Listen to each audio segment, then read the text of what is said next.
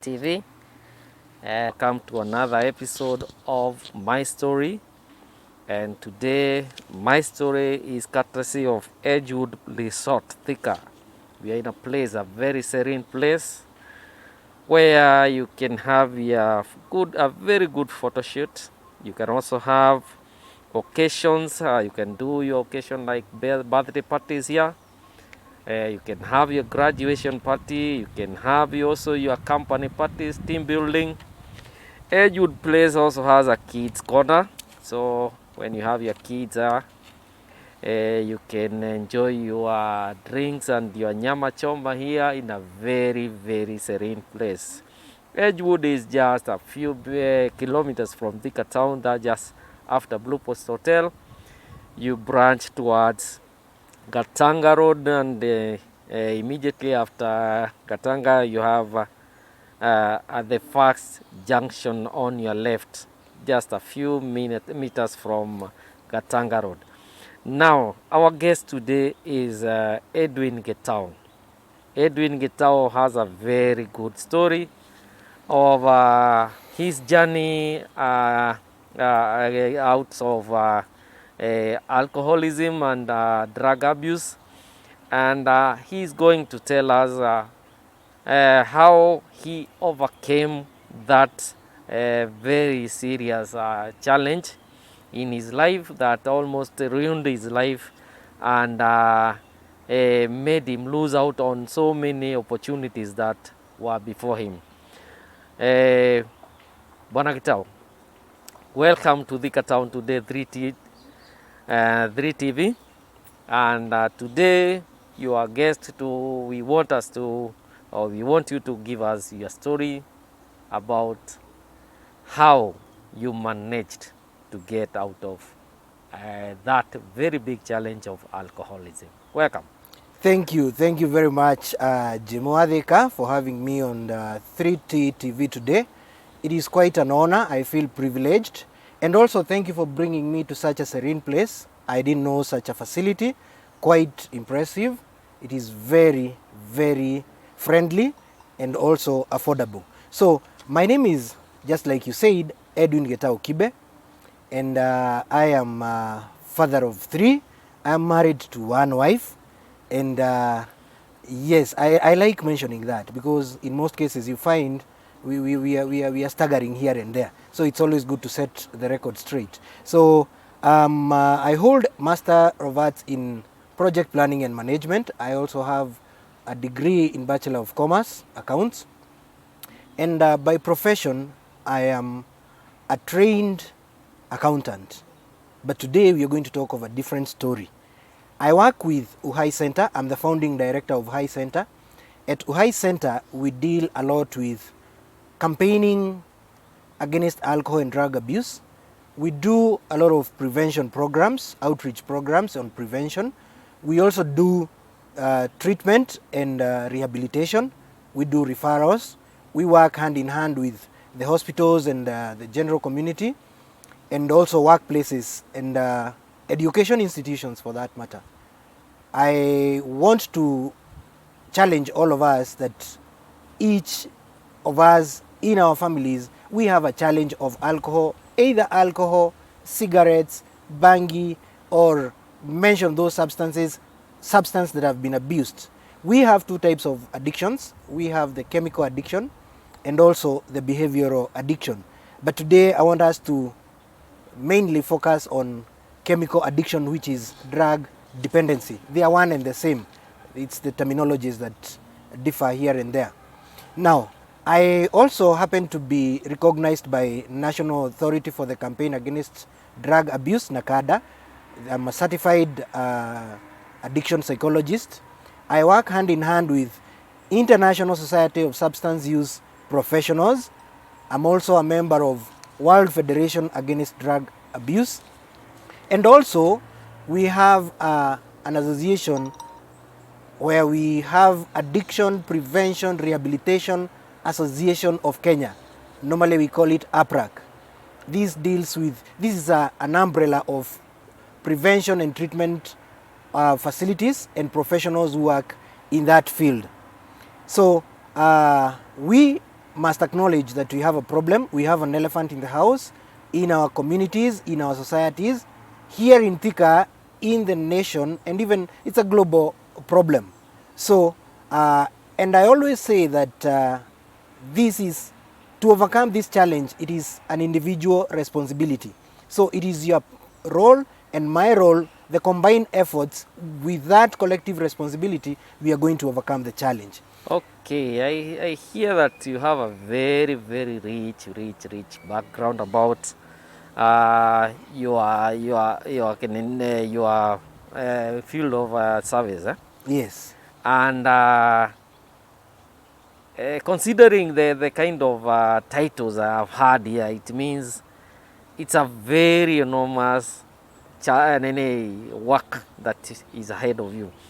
And number two, we are talking of a problem that is ruining so many families. Fathers getting wayward, Yes. mothers getting it wrong, the children getting lost. Now, before we go to that one, can we hear the journey of Gitau Kibe to be the Gitau Kibe that we know, from the Gitau Kibe that you say was alcoholic and had a challenge? Thank you very much, Jimo. That's a very good one. And for sure, everybody has a story.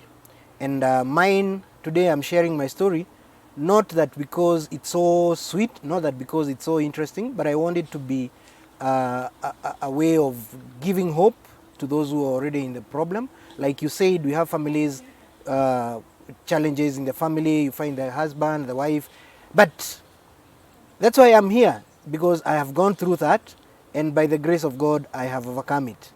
Mine began, okay, let me start by saying that I was born and brought up in a very humble background, and was raised normally, just like any other child, in a family of 4.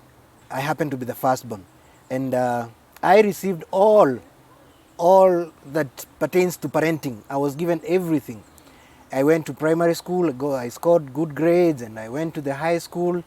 Again, I scored good grades, and all this time I had no issues with anyone or with myself. Went for further studies. Actually, I scored well. I went to India for further studies, where I did my Bachelor of Commerce Accounts. And upon completion, I thought it wise to pursue for further studies. I enrolled for master's degree, still in India.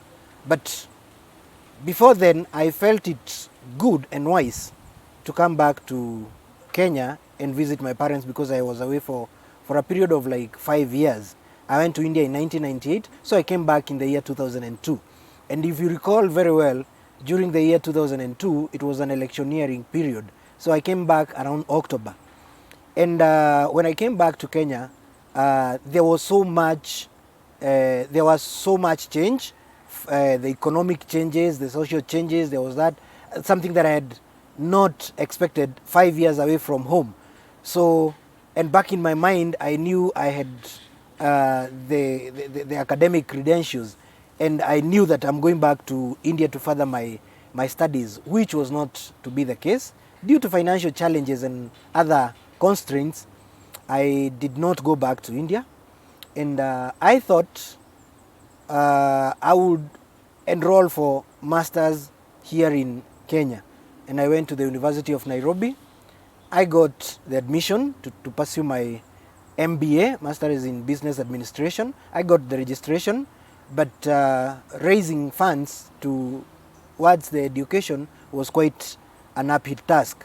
So I thought that since I had the academic credentials, I had all that pertains to getting an employment, I thought of looking for a job. And my dear brothers and sisters, this is where my problems began, because of the frustrations that met me. I had very high hopes, having a degree in BCom accounts, having a diploma in business management, having a diploma in accounts, having a diploma in sales and marketing. I also had computer packages. I felt that I was good enough to meet the job market. I felt I was ready, only to find that none was forthcoming. And I hit the road, hit the tarmac, and believe you me, after tarmacking for 2 years, the first job that I got was, let me say, it was not well paying, because in my mind, my mindset had set for a 6-digit salary. But the one that came forth was just but 5-digit. The first pay was 7,500, but back in my mind, I was targeting 100,000+ shillings as the first pay. So you can see automatically there was a lot of frustrations. And since I didn't have anything to do about it, I took the job, but with a lot of frustrations. And this really affected me, now that I could not even afford to pay for my school fees at the university. So I had to defer the first enrollment. I deferred the second time. And the third time, I actually did not even attempt. So that was a lost opportunity. Slowly, due to frustrations and disillusionment, I gradually started taking alcohol. And I'll take alcohol, initially it was for fun. Initially it was to socialize. It was just something that I mean, I could not pick that there were red flags that I did not pick, that things were heading south. So out of the frustrations really accelerated the alcohol. And I was doing it in Nairobi, because that's where I got my first job as an accountant. Gradually, I went down the drain. I went from the Nairobi CBD, went to Mlango Kubwa in Nairobi. Gradually, I slipped to Mathare, started taking second generation, that was Chang'aa. And this was the year 2003, 2004. And little did I know that so much is happening and it's causing havoc in my life. Because at this time, I lost my job along the way. And things became worse because I was not feeding well. My physical outlook was not so pleasing. I looked emaciated. And I had to relocate from Nairobi to Thika. Fortunately or unfortunately, I landed in one slums within central Kenya. I tend to think it's the biggest slum in and around central Kenya. That is Kiandutu Slums. And here, life was... Let me understand this. Yes, please. Initially, you were in the Nairobi, you can say... The Nairobi environs. Middle class. Yes. That is within the CBD. I would take my alcohol at Hilton Hotel. Yes. Gradually, I crossed, what do you call it? I crossed over to Tomboya Street, where I would take with the second class level. And then gradually I started going to wine and spirit shops. If you remember, that's when we had so many sachets packed with alcohol. We had sapphire, we had white, black and white, we had quite a number of them. And that's where we even had the brand of Kiora. Kiora, that's when you'd take that stuff and you'll feel the heat in the stomach. Gradually, from the sachets, the packet sachets, I slipped down to somewhere we used to do the Moratina, the local brew, although it was laced with chemicals to make it, to try and make it potent. Then from there, I went to the slums of Mlango Kubwa. Slightly below Mlango Kubwa is a slum called Mathare. And by the sides of River Nairobi, that's where Chang'aa is brewed. And that's where I found myself. So let me get it. From taking alcohol at in Hilton Hotel. Yes, now we are in Mathare. In Mathare. Taking Chang'aa. Taking Chang'aa. Chang'aa has graduated you to Kiandutu. This is what we this is what we refer to as tolerance. Because by that time, you could not buy me beer. Beer was just a waste of money to me, because I needed something that will to give me a hype, a very super fast hype, and I could not get it in a beer which has 4.7% alcohol volume to volume. I wanted the 42%. That is Cane Extra. Sorry, I'm not supposed to mention the brands, but that's how it happened. So, due to these challenges, I could not feed well. I could not socialize with my folks, my parents and my siblings. And it caused a big problem in the family. It affected even my relatives, my peers. So I had to pull out. I had to, that's why you find people who are withdrawing from their loved ones, just because there is that guilt, there is that shame, there is that, you feel like you don't fit in the society. And in most cases, that's what leads to even suicide. Now, can I get the feel? How was it in Kiandutu? And how did you get out of that slum? Thank you. Really, it becomes challenging for people, for an ordinary person, to understand how a man can be drunk throughout.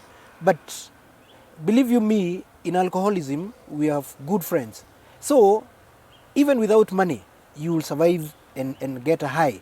So in Kiandutu, it was quite an interesting story, because now the addiction had already set in, and I was not taking to have fun. I was taking to calm my nerves. I was taking to make me feel alive, because if I don't drink, I would have tremors, I would have confusions, I would easily lose focus, I would not concentrate. So in Kiandutu, I would do even the most menial jobs. I will be used to transport Chang'aa. I was used to ferry Chang'aa from the brewer to the local distributors, just for me to have a glass to calm my nerves.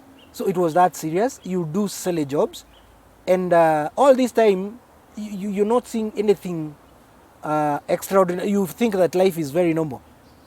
It's only your friends, the people who know the journey that you've walked, will realize that something is wrong with this guy. And in fact, you'll find guys telling me that wewe umerogwa, you've been bewitched, which is not the case. And I want to tell you, friends, there is no bewitching in alcoholism.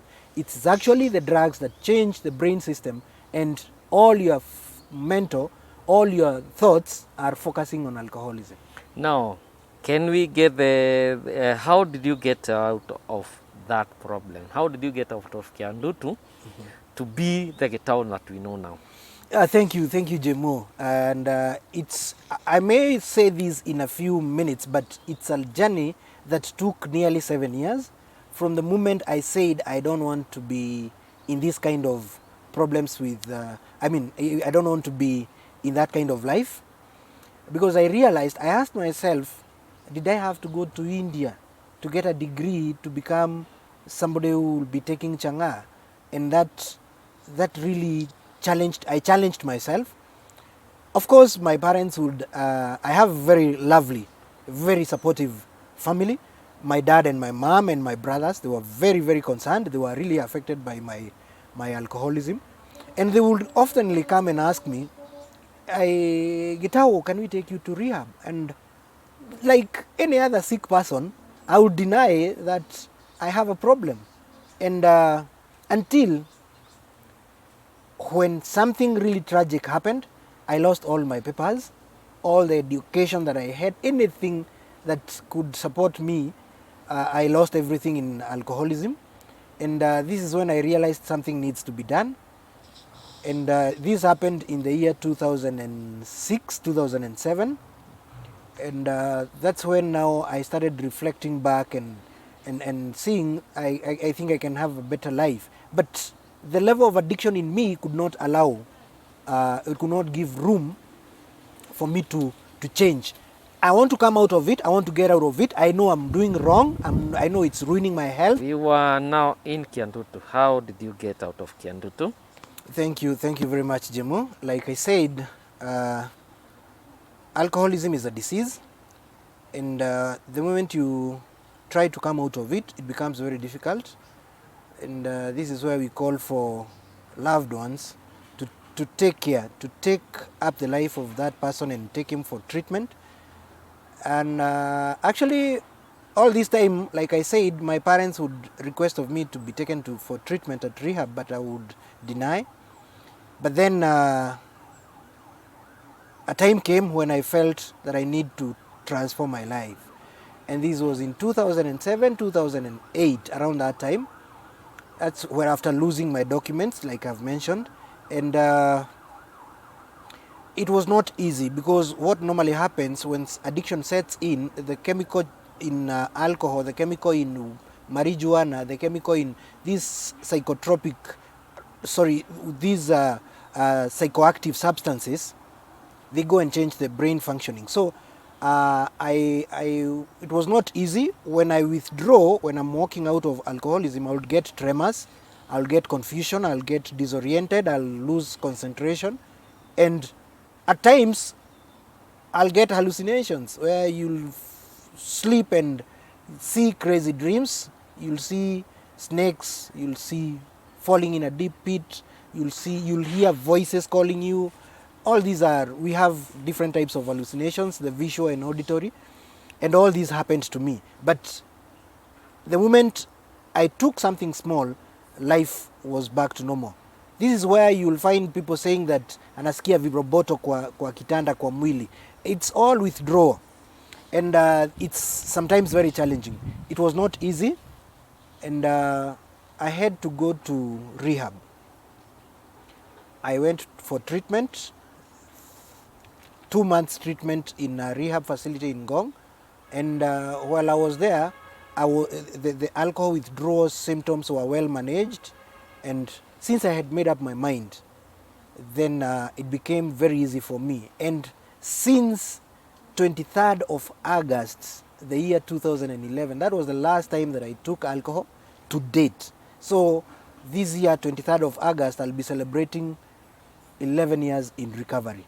And I'm just trying to cut it short. It's a long story, because I remember at some point, I thought that I've been bewitched. I started going for prayers. I started going for, doing all sorts of things to try and come out of the challenge. It is not easy. Whenever you have a family member who is undergoing alcoholism or drug abuse addiction, always support that person.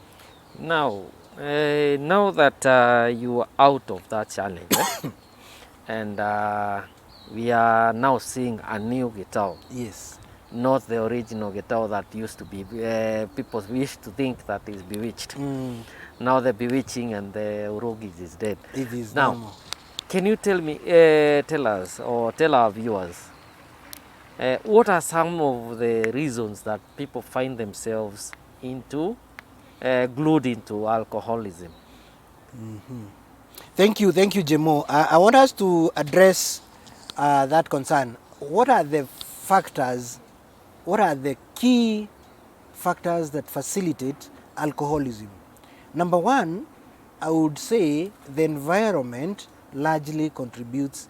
If a child is born and brought up in a family where there are squabbles, where there is alcoholism, where there is drug abuse, where there are fights, that environment is not so conducive for a growing child. And growing child, I'm referring to the formative years of this child. And the formative years, sometimes when you come to me in my counseling, I'll try to dig deeper, because according to research, the scientific research, it has been confirmed that in as early as during pregnancy, the problems of a fetus, the growing fetus can absorb when the mother is emotionally abused or physically abused, or when she undergoes a traumatic event. So the environment in the womb, the environment after being born, the environment in the school, the environment in the community, and we all know that alcohol is socially and culturally accepted in our communities. So the environment is number one. Number two, it is good to mention that alcoholism and drug abuse can have genetical inheritance. When you're genetically predisposed, there are those alcoholic genes that can be transferred from your forefathers. There is that science has proven that just like we have we have people who have a history of diabetes. In the family, there is that line of diabetes. There is that line of epilepsy. There is that line of mood disorders. Similarly, alcohol disorders and substance disorders, we also have genetical inheritance. So you can get it. You can easily acquire it from, that is factor number 2.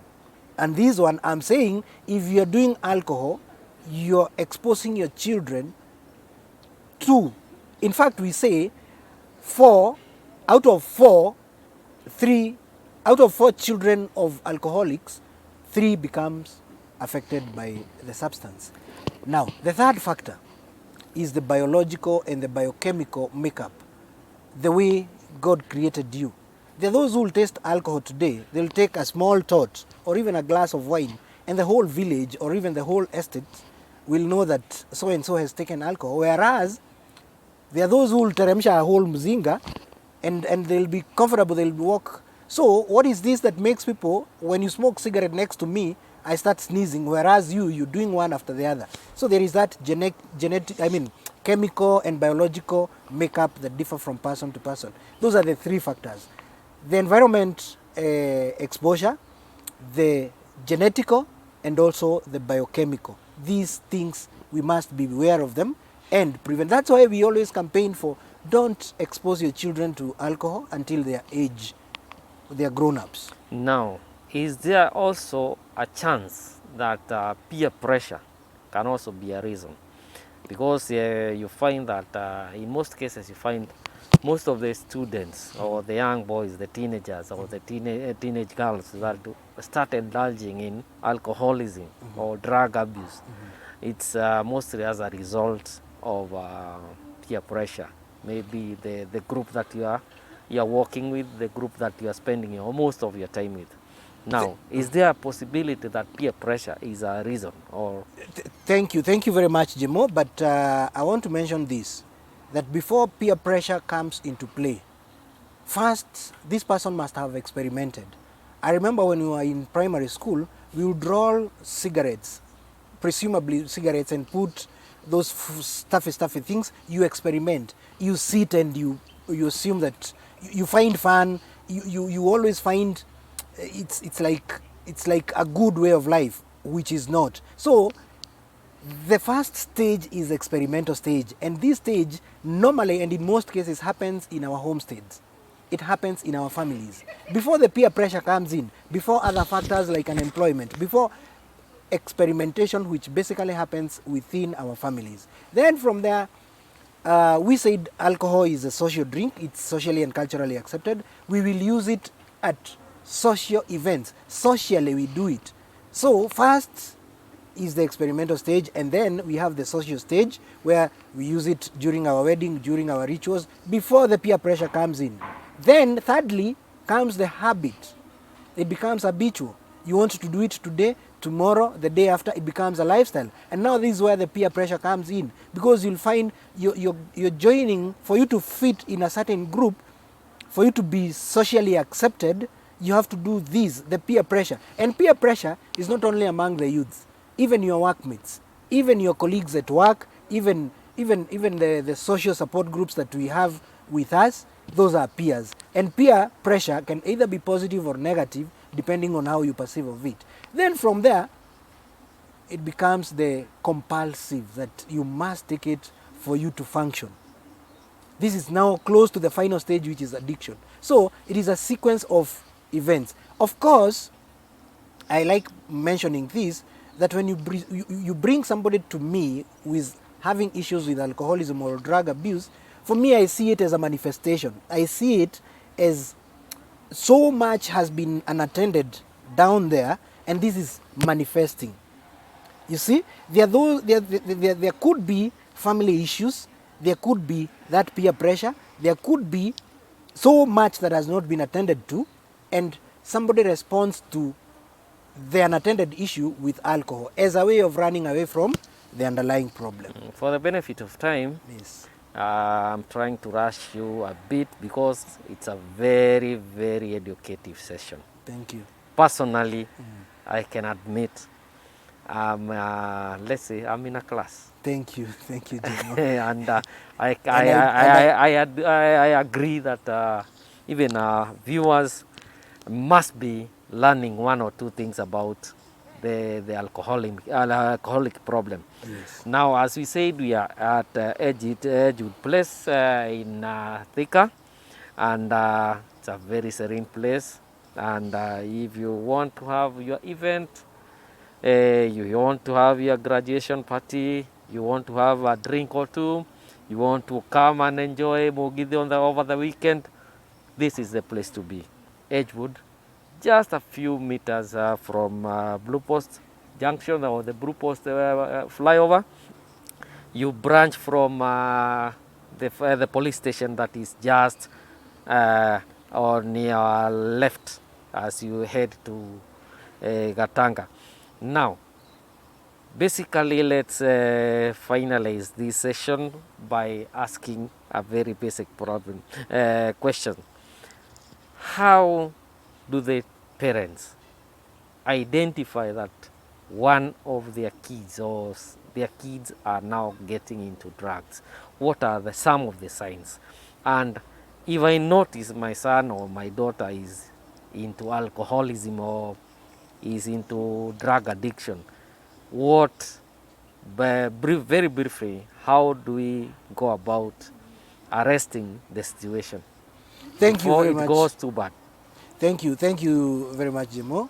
What Jemo is asking is, how do you identify that so and so is having a problem with drugs? Because, of course, they'll keep on hiding and they'll keep denying that they have a problem. But what are the things? Because there are always the red flags out there that we tend to ignore. And I want us to address them in 4 categories. The first one being the physical manifestation, the physical outlook. You'll find that somebody has started having reddish eyes, somebody has started to becoming dizzy, the person doesn't want to look you in the face. These are the physical manifestations. We have the emotion, or this person becomes easily irritable. This person is always out there with friends who are called out by a single name. Then psychologically, you see this person now has started having negative thoughts. He's always thinking negatively, he doesn't want to socialize. There is so much. When you see your son or your daughter is now changing in terms of behavior, becomes rude, becomes irritable, these are some of the red flags. But how do you identify them? You'll see this person has started coming home late, wants to lock himself in the room throughout the day, wants to have his free time. He doesn't want to attend household chores, and you see changes. And I always ask parents to always have time with your children, because you cannot notice this if you are far off from your parents. What if now I notice my kid is now in that stage or is now abusing drugs or alcohol? It's always very important, dear viewers, when you identify that you have a problem, and of course these children will not come out to tell you that they have a problem, you seek for professional help. Seek for people who are qualified, people who are competent, because we have had so many cases of quacks, people who are not qualified. Look for professionals. Take your children for counseling. We are always there. We are readily available for prevention. And based on when the counseling session, when the counseling goes on, the counselor, a professional counselor, will identify when this person needs residential treatment, this person needs outpatient. I can say, depending on the presenting case. So seek for that professional help. There is help already, and that's why I said at Uhai Center we do those prevention programs. We do individual counseling, we do group counseling, corporates. We are called upon by companies to go, and because they'll of course the companies will have issues with their employees, that staff turnover, and also absenteeism, accidents at workplaces. All these, we do trainings and we identify and help solve the problem. In a nutshell, what can you say as a parting shot? We have a problem. We have a problem. First and foremost, in our families. Before you point a finger to the area chief, before you point a finger to Nakada, before you point a finger to the government, you as a parent, you as an individual, what have you done to arrest the problem? Because I believe there is something that one can do. So, first is to acknowledge and accept that alcoholism and addiction is a disease. That is very, very important. We stop stigma. Like now, there are people who knew me as an alcoholic, but little did they know that I can easily come out of it. Even those who are sleeping on the trenches, don't brand them, they call them walevi. No, these are our brothers. They need love, care. They need help. They are sick people. If you take them for treatment, things will turn around, just like my life turned around. So when I see I'm Levi in the Mutaro, Know that this is a sick person. Just like you would have taken a guy with malaria to hospital, look for his help. But don't brand him as a Mlevi. okay, that's That good. is the stigma that is making, in fact, majority of us will not come out because of stigma. But for me, I have to share my story because I know it's helping, somebody is benefiting out of it. And always come for my help. I'm Oh. always here, I'm around. Now there is somebody who maybe has listened to your story and maybe is itching to get some advice from you. How do you get Gitau Kibe? Thank you very much. Gitau Kibe is on social media. I'm on Facebook. My Facebook ID is Kibe Edwin Gitau. On LinkedIn, Kibe Edwin Gitau. These are my names. And also I have a website,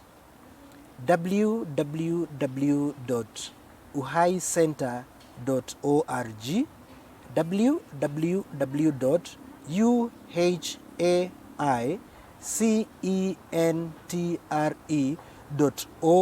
www.uhaicenter.org. I've also done some books, Surviving an Addiction.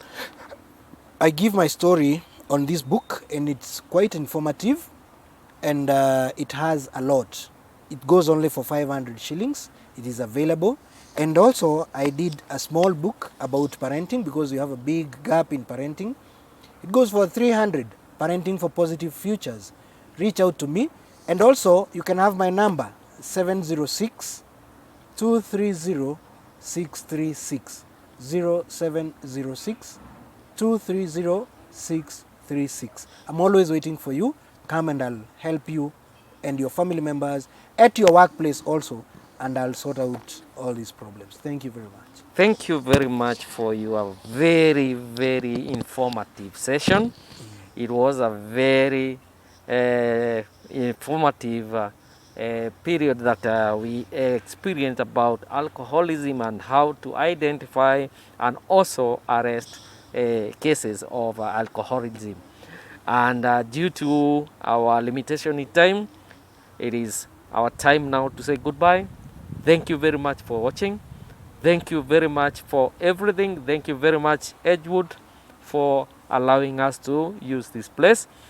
And we encourage each and everyone to have a taste of this place. It's a good place, very serene, very cool, and you will enjoy the moments.